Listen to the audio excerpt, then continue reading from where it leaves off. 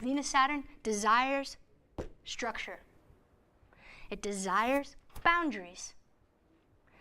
It desires limitations. It desires maturation. It desires fidelity.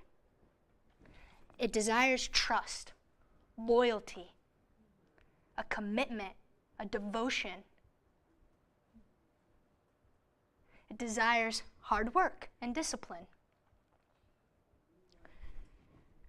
It desires the ability to manifest. It desires tradition.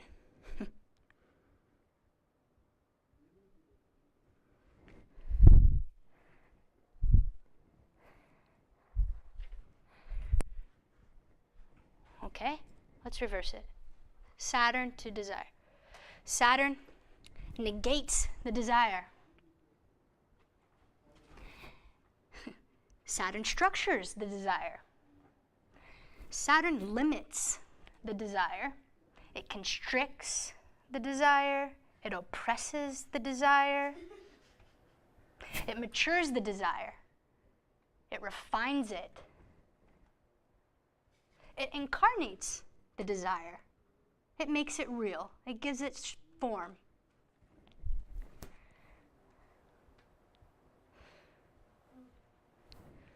Okay.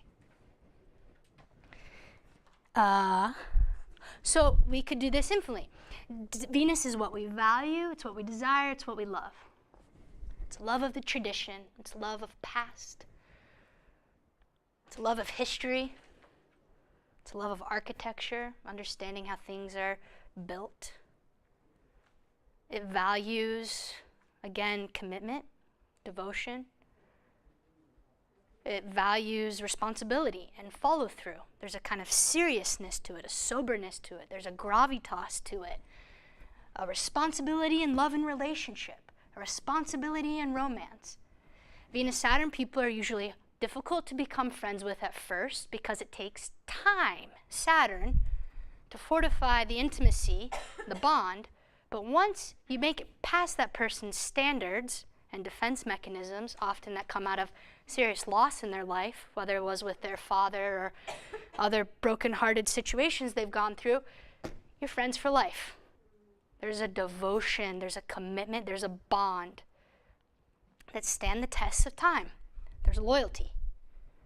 It's often a love of the father, a love of being in relationship with significantly people that are older than you. Right? They're sexy, they've lived more years. It's a love of wisdom. It's a love of suffering, because the person realizes that suffering gives the gift of wisdom and maturity. It's the bottom line. It's the real deal. There's nothing that gets past it. The Venus-Saturn person, depending on what other aspects are involved, but just Venus-Saturn by itself is discerning in love, discerning in romance, discerning in friendships. Sometimes overly critical and judgmental because Saturn relates to the superego. So there's judgment, criticism, high standards, usually as self-defense mechanisms to keep your heart protected because you've been hurt a lot. So it can relate to a closed-heartedness.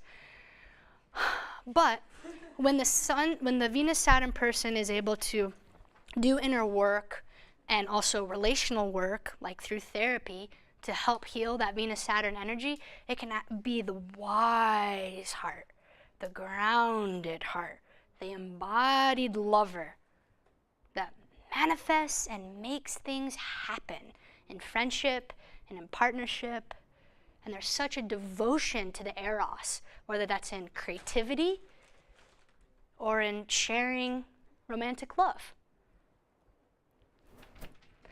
Okay.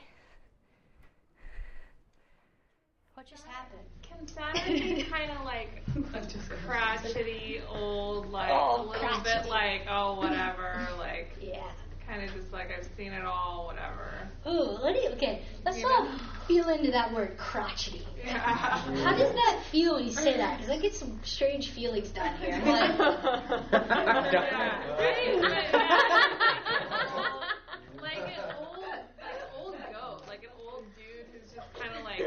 different, but yeah, you know what I mean? yeah, like become hardened by life and like cranky and like the Scrooge. Oh yeah, totally Saturn, right? The shadow side of Saturn, the Senex figure. It's all everything sucks and I'm depressed. Very real part. Venus-Saturn. Oh God. Oh. Closed heart, depression, feeling alienated and isolated in love. Why can't I make friends? Where's my partner? Why am I the outcast, black sheep, weirdo person? Yeah, so crotchety. Yeah, it can be like that crotchety, old Scrooge curmudgeon. Yeah. I was going to say, like, can't bitterness the shadow side of it? Yes, bitterness, resentment. Most definitely. Inflexibility. Yeah, inflexibility. There are hard lines and hard rules, and it's stubborn and often very non-negotiable. Until the Venus-Saturn person feels safe, feels loved, feels accepted for who they are and their limitations and their losses and the pain that they have. And when Saturn is actually a containing force, right? So Saturn can be the containment that we need to open our heart, or it can be that oppressive structure that keeps us closed down. So the Venus-Saturn person really needs to feel safe and seen and accepted for who they are, and then they just blossom, open up, beautiful ways, artistically, lovingly. The Venus-Saturn person can have a tendency to not like to touch people or have a lot of close contact at various points in their life. But once you get past that, they can be so affectionate and loving. But it's it's still boundaried. Discerning. Yeah. Very discerning. Critical eye. High standards. Mm-hmm. Yeah. I haven't even tried, so that's good. Anything else about Venus-Saturn? I love Venus-Saturn. Do you have it? Yes. Oh my gosh, me too. Yeah. Don't touch me. I feel like I we're feel getting that to the Saturn part right Okay. now, though, and I want to see how Saturn can, Okay. because the containment and the form-giving quality of Saturn can help Venus become so much more Venusian. Yeah, you know? so that's great. Okay, so Saturn can be the wise teacher, the wise elder who helps initiate your heart. Maybe that's through poetry you've read, a book, an actual teacher, or a lover, where that person is wise. They're grounded, they're embodied, they're practical, they're pragmatic, they take care of their shit. That really helps the Venus open up, the Eros flow, the beauty come through. Saturn is the container when there's consensual agreement on what are we signing up for right now in this relationship? What are the rules of this relationship? It's a question. It's a conversation we barely have with each other, even as partners, let alone as friends or as teachers and students. What are the rules here? That helps Venus open up in this situation. If you know what the rules are, but it comes through consent, right? It's a process of a dialogue.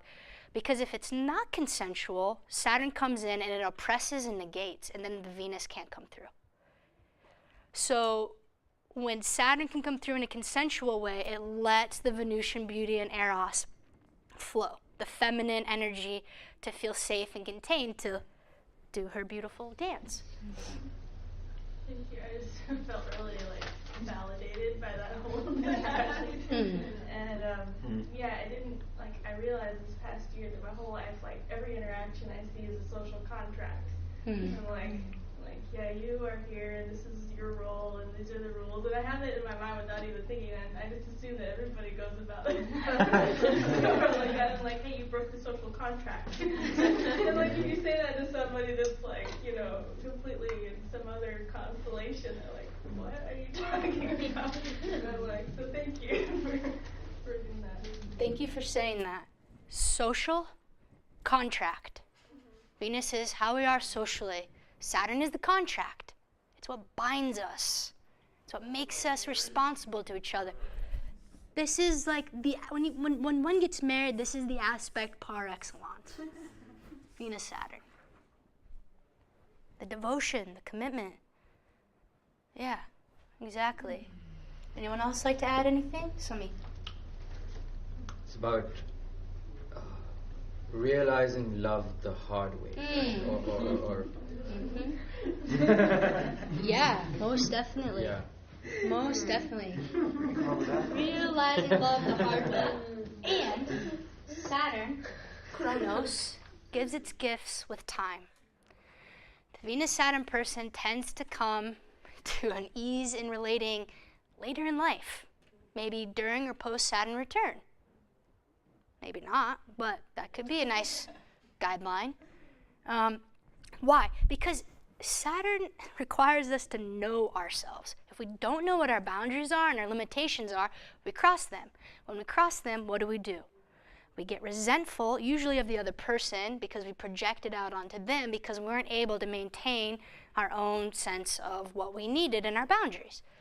So when boundaries get crossed or social contracts get broken, we learn the hard way about where our limitations and our boundaries are and what our needs are, our values, our desires, what we love, what's important to us. And we learn about it through loss, through boundaries being crossed, being too tight and rigid like the crotchety person, or not knowing where your boundaries are and them getting crossed all the time and you feeling violated and a victim of circumstance, in love, in friendship. You have to know yourself. He who does not obey himself will be commanded, as Nietzsche said. That's Saturn. If we don't own it, it comes at us from the outside. And we experience it from a victim consciousness. When we can own it, we claim ourselves, our sovereignty, it gives us amazing powers to manifest, incarnate, give form, and make real love, beauty, harmony, grace, art, poetry, music. It's devotion to love. It's devotion to art. It's devotion to beauty. It's devotion to incarnating this principle into life. That would also be the case very strong if I have like Capricorn is my ascendant and that's opposing my Venus, so that would be similar, right? Because Capricorn is ruled by Saturn. So because Yeah. I'm really relating to this a lot. Yeah, you could feel into it like that. Yeah. Mm-hmm. But I also have a Saturn sextile with Venus. Saturn sextile Venus, that's definitely would be relatable to this. Totally. Mm-hmm. Yeah. Jeffrey. There's like the love of suffering sort Yeah. of thing. Could like S&M and stuff like that be attributed to this? Or So- is that a little like more Plutonian? Here we go. So I would say S&M, like okay, yeah. BDSM is very much Venus, Saturn, Pluto. It can be just Venus, Pluto, but I really notice even if you don't have Venus with Saturn, Pluto, a lot of Saturn, Pluto people love the power play, right? Pluto's power, and Saturn is a lot of things, but it's the Saturn-Pluto person loves, just like the Venus-Saturn person loves, when they feel safe and that the other person is in control, they can surrender, right? There's nothing more that Saturn really wants than to surrender. But it's keeping it has to work so hard all the time, right? Because it can be controlling and uptight, the parentified child who has to always be on top of it. Okay, so when Saturn feels safe, the person is able to let go into ecstatic ecstasy. Well, what's happening in BDSM, victim dom, who's in control, who has the power, how does it let me step into my power, how does it let me let go to feel safe. So yeah, like Venus, Saturn, Pluto is like BDSM par excellence. And those two alone though, no? You could have bondage in here, you could have asphyxiation in here. We get more into that when we go into the perinatal matrices and we'll understand why that is. But Saturn very much has to do with suffocation. being cut off, contraction, a no-exit situation. Venus-Saturn people often can experience themselves in no-exit situations. There's a sense of duty and responsibility in relationship. That karmic relationship, Saturn's karma, that even if you wanted to shake, you couldn't. That friend, that family member, that lover. It's like, what the hell are we working out with each other? This is so insane. But there's this deep sense of duty and even obligation at times. And often Venus-Saturn people find themselves in committed situations, and they're in it for the long run. And it's a long arc. It's a long, arduous, and often painful process.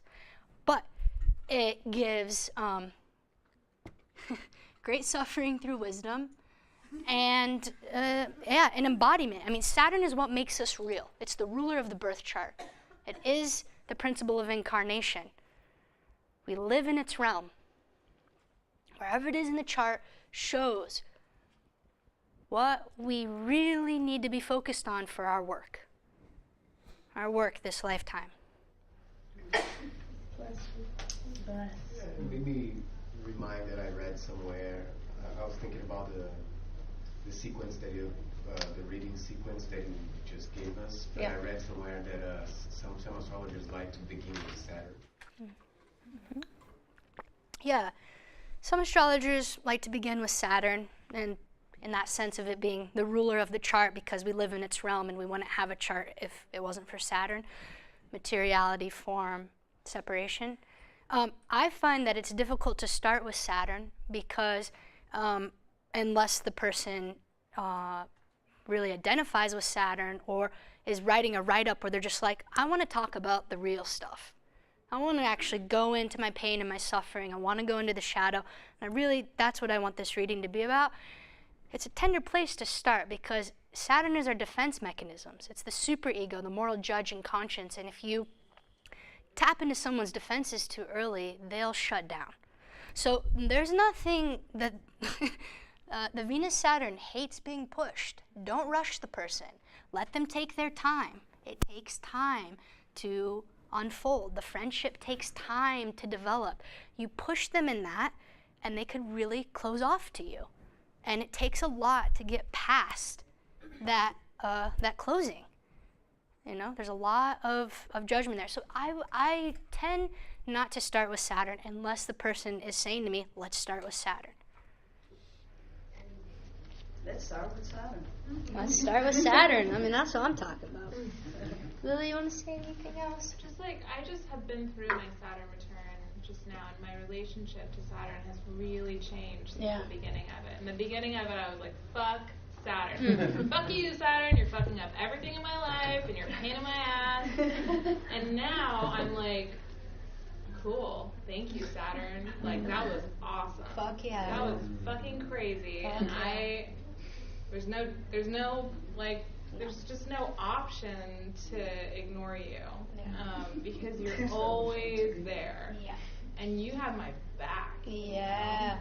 Like, Saturn is just like a huge, massive ally that sometimes feels like a massive thorn in my side, but that thorn is like medicine, and it's like injecting medicine into like the core of my being. And if I can just like sink into that, it's been amazing. Yeah. And so it's just like, I feel like Saturn has this bad rap, and that's for a really good reason. But I feel like if I was going to be reading somebody's chart, I would look at their aspects to Saturn, and I would look at whether or not they've been through their Saturn return yet to start talking about Saturn, like depending on how I would talk about Saturn with them. And I think it is just really important to bring out that aspect of Saturn. Like, Saturn's like super stable. Fuck yeah. Saturn's like very committed to your like survival in terms of your like long-term structure of who you are, and it's a really good ally in that way. Thank you for saying that. I couldn't agree with you more. Yeah. You're right, Saturn gets a bad rap in the tradition, and I think if there was one thing we all could do in this room is help shift that. That's paradigm shifting in of itself. We move from Saturn as being this fatalistic Yahweh figure who's punishing us for no reason. It's, meaningless suffering. And that's a different world to live in, and versus this thorn in your side that actually is that vein that shoots straight into your core that helps you actualize and become who you're meant to become, because Saturn takes away what's no longer serving us as the principle of limitation, death, and finitude, and that makes us more real. And that's the purification process of Saturn that it does through refining. And it says a lot about a person how they feel about Saturn after their Saturn return. Usually people who make it to the other side, who are closed down, become the Scrooges, become the crotchety people. They're hardened by life. They've shut down. It doesn't have to always stay that way, but it takes a lot more effort to open back up after the Saturn return. If you've made it through that rite of passage from adolescence into adulthood, and you still have an open posture towards life, like Lily's describing, of an act of surrenderance and recognizing who your allies are, that to me is the Tao. It's like, that's magic. You have just completely shifted the gestalt of life, and you no longer are a victim of circumstance, but you are a co-creator or a co-author of your life. And that's what Saturn gives you, is self-authority, self-reliance, and sovereignty. It allows you to claim yourself.